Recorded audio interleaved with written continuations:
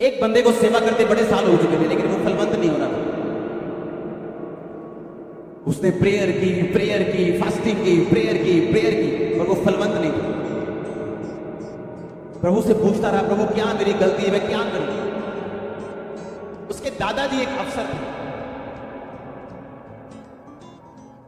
और उसके दादाजी के घर में एक पिक्चर लगी थी, बड़ी महंगी पेंटिंग लगी थी, जहां पे कुछ ऐसी पिक्चर्स थी जो शैतानी थी। और उसके दादा मरते मरते उसकी मां को, और उसकी मां मरती मरती उसको दे गई। वो उनकी फैमिली विरासत थी। और परमेश्वर ने एक दिन जब वो प्रार्थना करा था, बोला कि जब तक ये पिक्चर तेरे घर में रहेगी तो कभी फलवंत नहीं हो सकता। उसका एक केस लगा हुआ था कोर्ट में, उसको प्रॉपर्टी कुछ अपने हिस्से की मिलनी थी और बड़ी चीजें उसको मिलनी थी, उसकी अपनी थी, जो उसकी फैमिली से उसको मिलनी थी। और एक उसके वकील से गलती हो गई और वो डिले हो गई 4 साल, 5 साल, 7 साल। उसे मालूम नहीं क्यों डिले हुआ, ये वकील ने ऐसी गलती क्यों की? इतना शानदार वकील है, इतना अच्छा वकील है, वकील ऐसी गलती क्यों करेगा? वकील गलती कर रहा है, कारण क्या है? कारण पता नहीं। और होली स्पिरिट ने एक दिन प्रार्थना करते बताया, जब तक ये शैतानी पिक्चर तेरे घर में लगी रहेगी तो कभी फलवंत नहीं हो सकती। और उसने वो पिक्चर उठाई, विरासत वाली पिक्चर थी, बाहर फेंकी। उसके घर की कीमत 3 गुना हो चुकी थी कुछ देर बाद। उसने अपना घर बेचा, सेवकाई में लगा दिया। उसकी प्रॉपर्टी वापस आना शुरू हो गई, लोगों ने उसे इनवाइट करना शुरू कर दिया, उसका काम बढ़ना शुरू हुआ। लेकिन कब कुछ ऐसे श्राप हैं आपकी फैमिली में जो ऐसी चीजों के साथ आपकी लाइफ के ऊपर है। वो एक धागा हो सकता है, एक रीति रिवाज हो सकता है। परमेश्वर ने कहा था, मूसा जब तुम इस्राएलियों को लेके जाओ और देशों को मारो, उनकी किसी सोने और चांदी का लालच ना करना, जो उनके देवी देवताओं पे लगे हैं उनकी किसी भी वस्तु का लालच ना करना। एक इजरायली ने कुछ रख लिया था अपने पास, कुछ चांदी रख ली, कुछ रख लिया, और वो चांदी के ऊपर उनकी मूर्तें उनके देवी देवताओं की खुदी होती थी।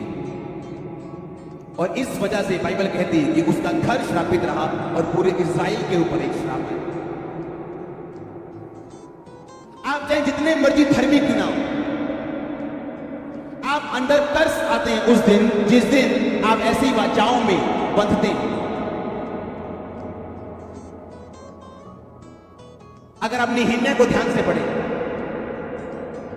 तो उसने जब प्रार्थना की थी, उसने कहा था, परमेश्वर हमारे बाप दादाओं के पाप को माफ कर।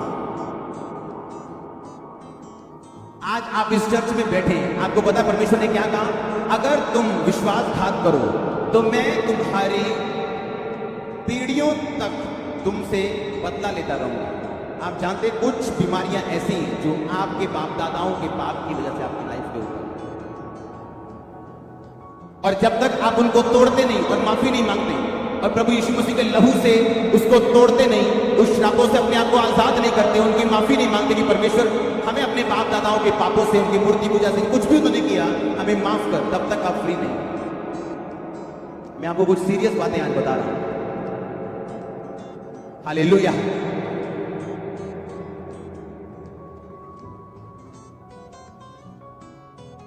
एक क्रिश्चियन परिवार था, लड़की की शादी हुई, पति मर गया। उसके बच्चों की शादी हुई, किसी की वाइफ मर गई, किसी का पति मर गया।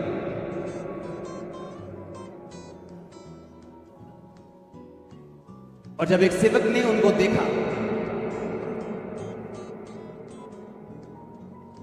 तो उनसे पूछा, क्या हुआ आपकी फैमिली में? उनके बाप दादाओं में से किसी ने खून किया था किसी ने, और वो कर्ज था उनकी फैमिली के ऊपर जो तोड़ा नहीं गया। कत्ल हो गया था उस बंदे से, किसी फैमिली के दादा से कत्ल हो गया था किसी बंदे का। और उसके बाद उनकी फैमिली पे श्राप था कि कोई बंदा इस फैमिली में हाई एज तक नहीं पहुंचा। आप नोटिस करो, कुछ लोग ऐसे हैं, बड़े अच्छे लगेंगे आपको, लेकिन जैसे ही वो किसी सक्सेसफुल पर्सन के साथ जुड़ेंगे गलतियां करने लगेंगे। उनका नेचर चेंज होना शुरू हो जाए और उन्हें ये नहीं पता ये एक कर्ज है जो उनका पीछा कर।